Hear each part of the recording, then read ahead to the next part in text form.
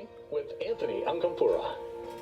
Welcome to the Faith and Recovery radio show. I'm your host, Anthony Acampora. I'm also the director and chaplain at Banyan Treatment Center's Faith and Recovery program. The Faith and Recovery program is a faith-based alcohol and treatment program. It's non-denominational, it's Christ-centered. The program is designed to allow clients to establish or restore their relationship with God while addressing their addiction. If you would like a free consultation, 201-538-2754, 201-538-2754, or you can reach us online at faithandrecovery.com. That's faithandrecovery.com. I'd like to introduce our special guest, very special guest today. Jay Dobyns was a federal agent for 27 years before retiring in 2014. He has done over 500 undercover operations. 500, that's amazing. I probably couldn't even do like a half of one. New York Times international best-selling author. He has over 250 public speaking appearances. Jay is perhaps best known for being the first ever law enforcement agent to infiltrate the Hells Angels' multi-layered security measures, getting inside to become a member of their legendary Skull Valley Charter.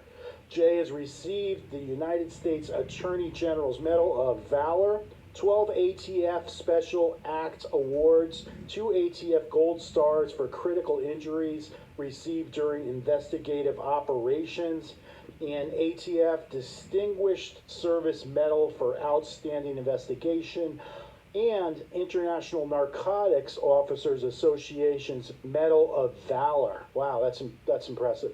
Jay's book about the investigation, No Angel, My Harrowing Undercover Journey to the Inner Circles of the Hells Angels, is a New York Times bestseller and international bestseller. His follow-up book, Catching Hell, A True Story of Abandonment and Betrayal, is also a best-selling memoir that details the events of his life and career. Jay's Catching Hell training for law enforcement groups in his Den of the University program for corporate audiences are delivered nationwide. Incredible. There's so much more. This is just kind of the tip of the iceberg with some of his experience and things that he's been involved in, and we'll talk a little bit more about some other things, but I want to welcome him now. Here he is. Welcome to the Faith and Recovery radio show, Jay Dobyns. Well, thanks. Thank you for having me, and thank you to your audience for listening to our conversation. Awesome. Thank you so much. This is really great to have you. Let me start off with this. I've been watching a lot of your videos and things like that, a lot of things on YouTube, and it's just really incredible. I really encourage people to check this stuff out. Obviously, get his books. I haven't been able to read that yet, but I've heard some incredible things about it, and the reviews are great. But, Jay, you know, some people are just born with a genetic predisposition for fearlessness. And some of those people usually become, you know, bomb technicians or fighter pilots and get into law enforcement and things like that. But what I wanted to ask you was, why was it, or what was it, that kind of led you to get involved in this type of activity in law enforcement? Because this has got to be one of the most dangerous things there is, I would think, I mean, in law enforcement. So what was it that drew you to that? And also, if you want to comment on Stand Up to the Bully, I watched that video and how your father impacted your life, and maybe that had a lot to do with why you went this direction. But share a little bit about that if you could. Well, I think my answer covers all that. When your opening statement that there's certain people that have character traits or personalities or maybe DNA that makes them fearless, or they have inherent courage, or they're predisposed for bravery, those things. And I don't know if that's true. I don't think it was true for me. I know it wasn't true for me. When I was a kid, when I was young, now I was a sissy. I was the kid that got beat up. I was the kid that got his lunch money stolen.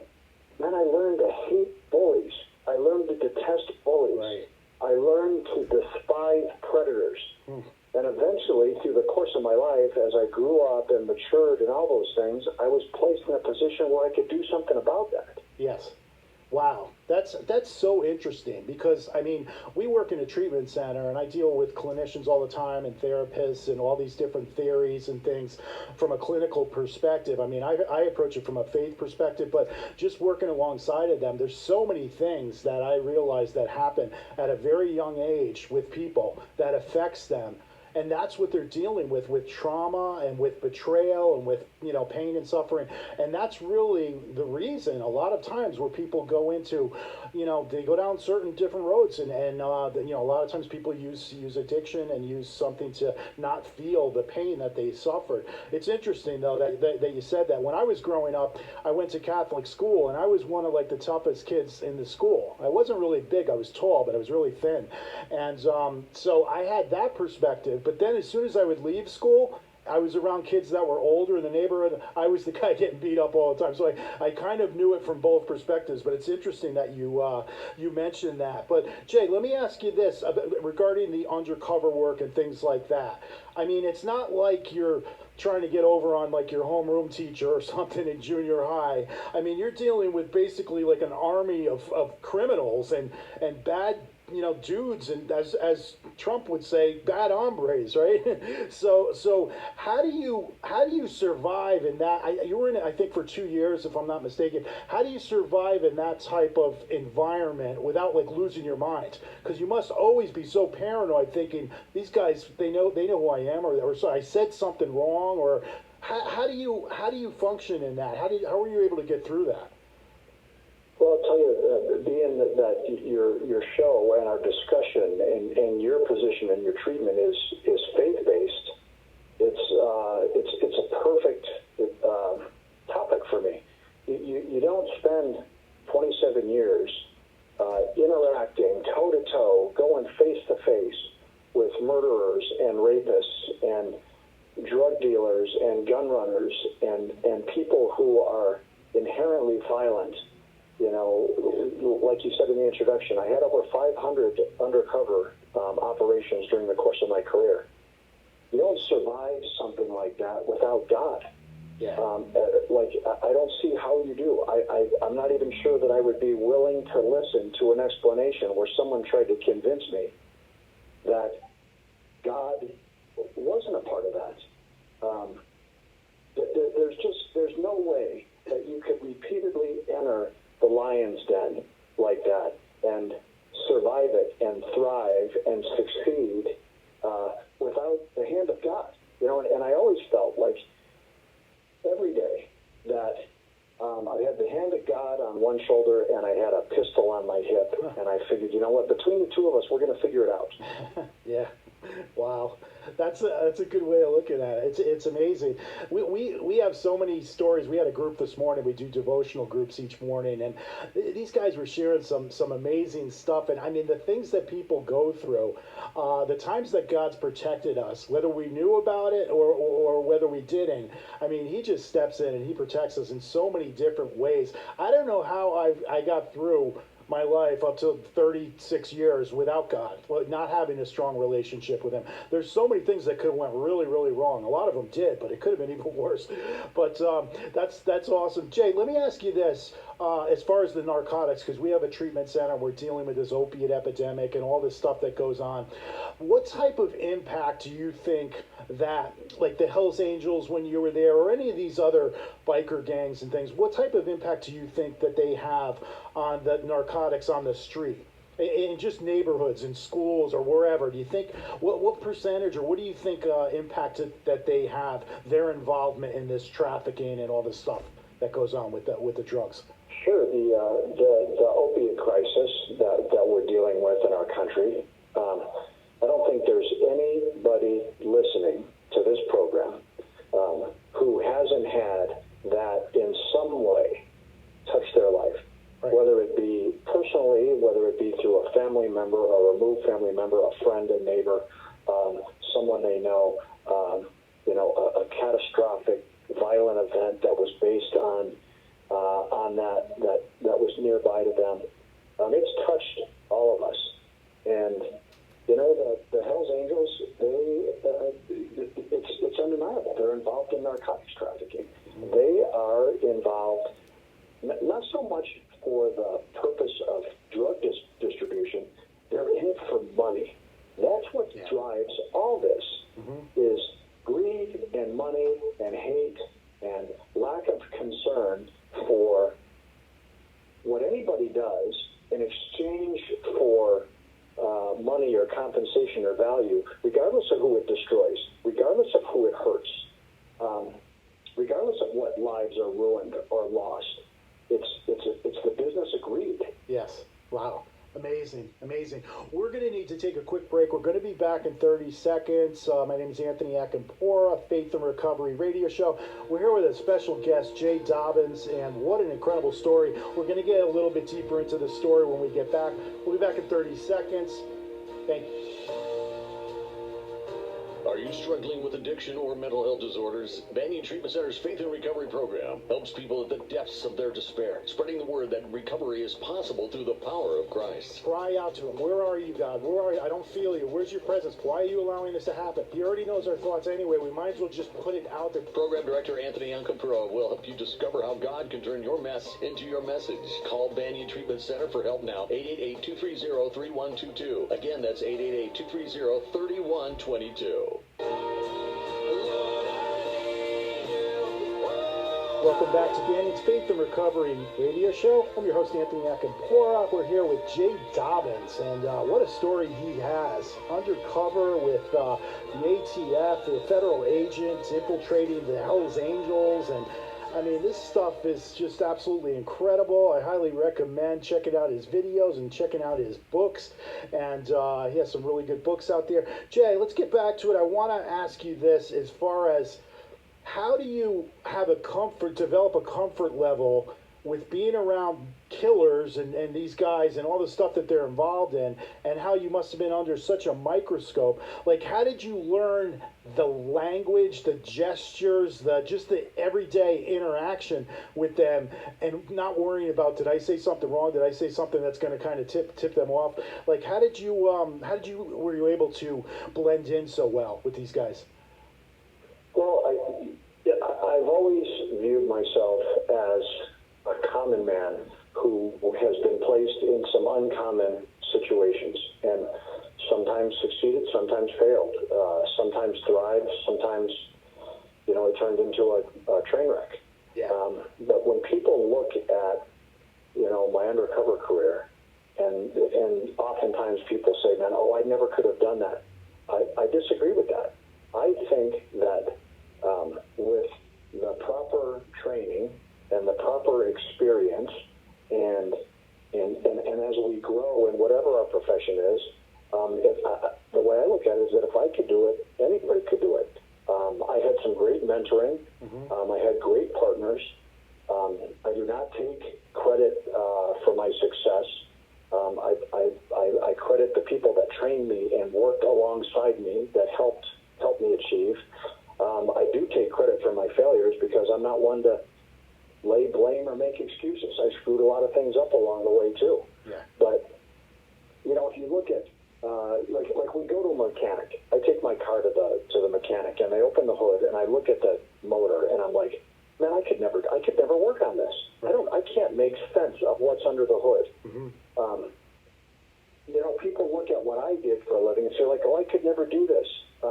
I couldn't. Well, you know what? If you're trained and if you have experience and if you know what to look for, and if you, based on all that experience and the accumulation of it, if you understand how to look, how to talk, how to walk, if you're understanding of the triggers that the suspects are looking for, and then have techniques and methods to defeat them and overcome them, yeah, you could do it. Right. Yeah, guess what? You can. I did it. There's nothing special about me.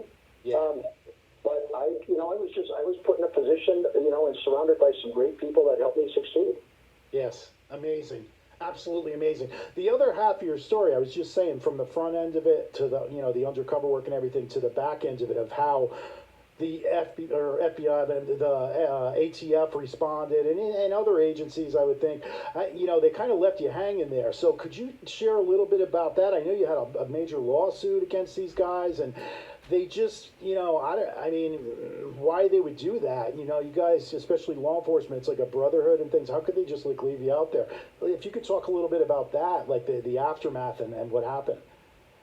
Well, to some extent, I think there's like a misconception that the entire world of law enforcement abandoned me and betrayed me, and that's actually not true.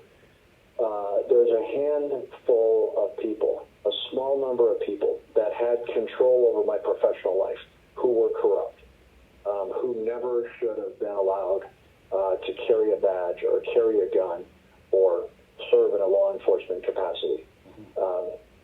Those people, when the Hells Angels infiltration was completed and my true identity came out, it resulted in a lot of threats, death and violence threats. I had murder contracts held on me by the Hells Angels. The Hells Angels farmed those contracts to the Aryan Brotherhood and to the MS-13. There was threats out there to kidnap and torture my kids who were they were kids at the time. Threats out there to kidnap and videotape the gang rape of my wife. Threats out there to expose me to the AIDS virus. All kinds of crazy stuff. Yeah. These corrupt managers that were basically over me and in control of my career, they didn't react. They didn't do anything. They basically told me, hey, you're on your own. We can't help you. These organizations are too big. There's too many members in them. We simply can't investigate it. And then, they made they made a fatal flaw in their position in that because they were upset with me because I was drawing attention to their lack of ability to do their jobs, they removed all the backstopping cover documents that were being used to conceal my house and my vehicles and protect my personal identification. They basically unmasked me. And when they did that, and when my personal information became open source, in 2008, my house was burned to the ground. And lost everything. And then realizing, like, oh, man, we made a mistake here. We left this guy hanging. We actually exposed them. In order to cover their tracks, instead of just admitting what they'd done wrong and helping correct it, they doubled down on me, and they tried to frame me as the arsonist of my own house. Wow. They tried to frame me as someone who was willing to murder his own family by a fire. Wow.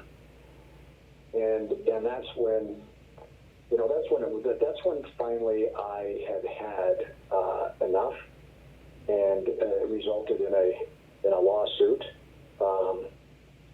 We went to trial. I won at the trial. I proved all the allegations I made.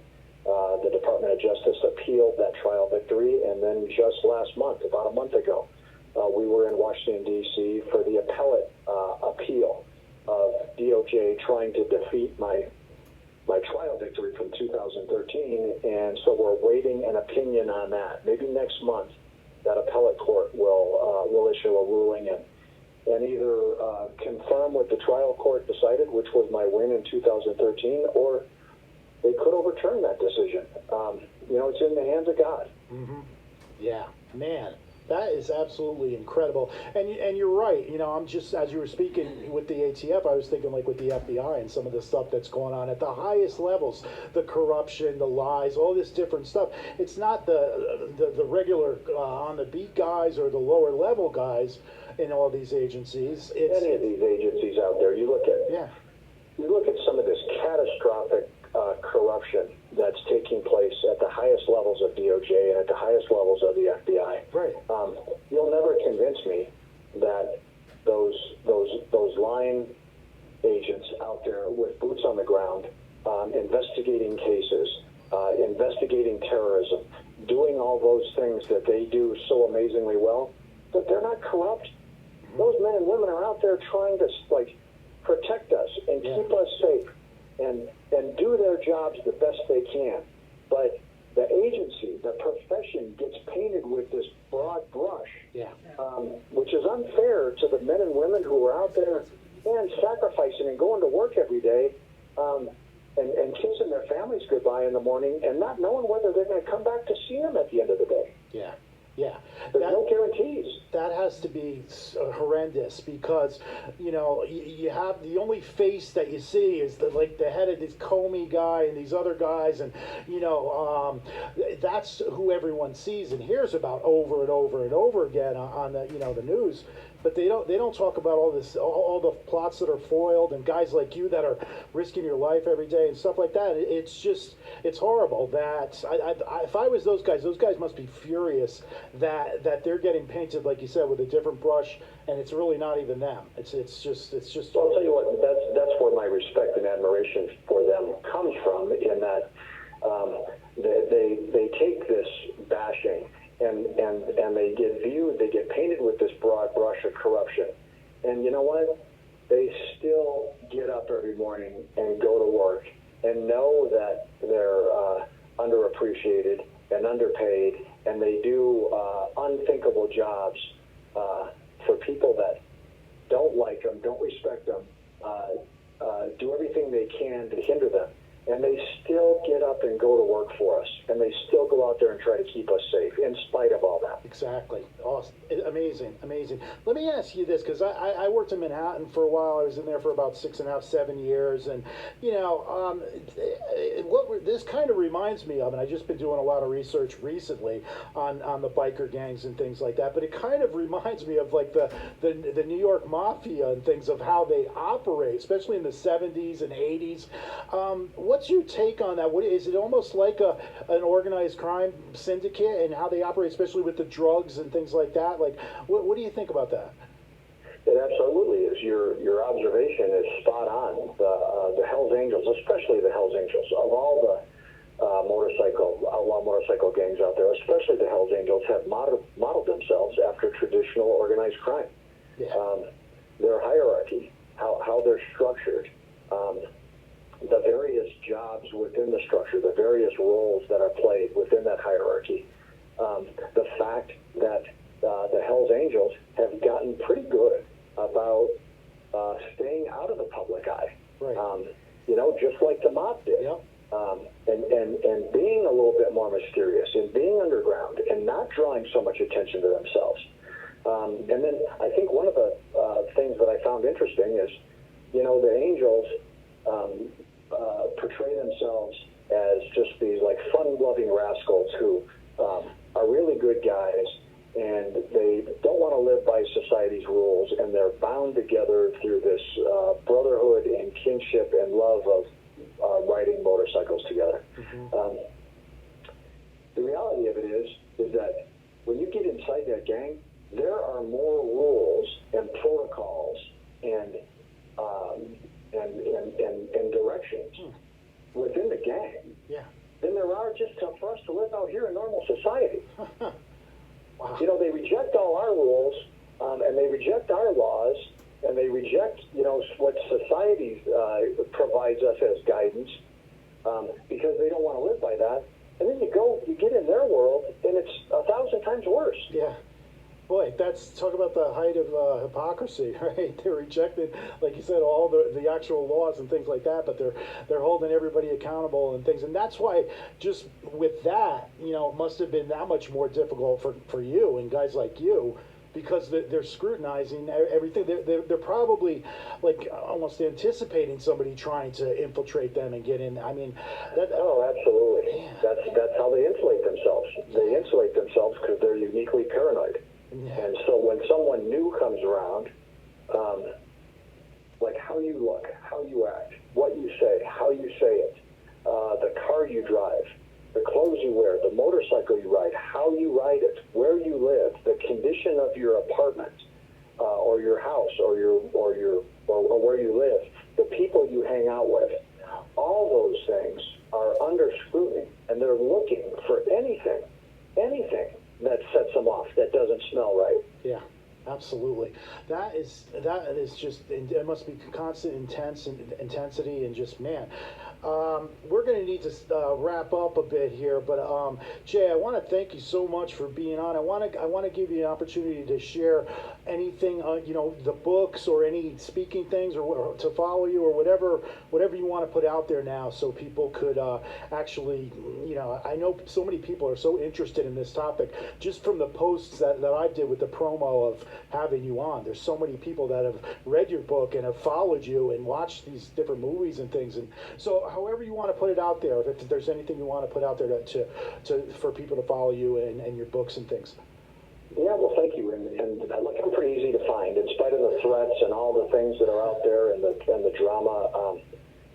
I don't hide. I live a normal life. I live a public life. I don't live in fear. I live with caution, but I don't live in fear. I'm relatively easy to find. I have a website. It's just www.jdobyns.com.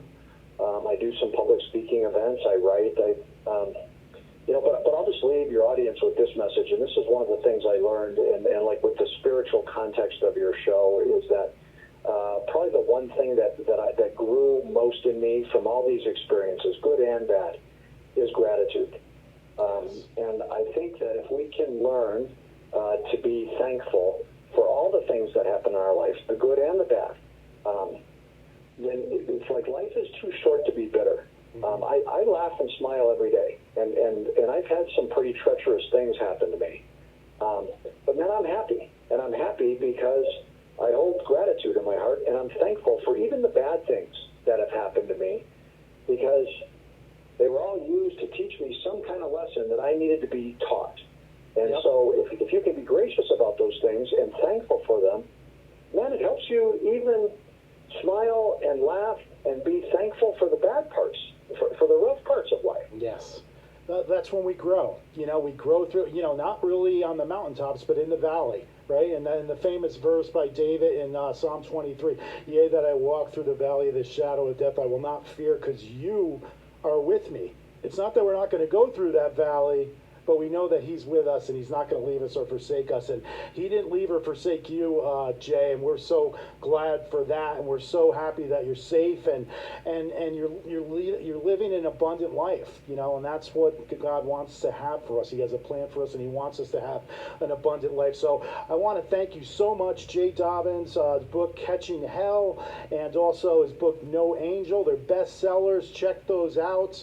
If you or someone is in need of substance abuse treatment, contact us at 888-270-5712, or you can reach us at faithandrecovery.com or banyontreatmentcenter.com.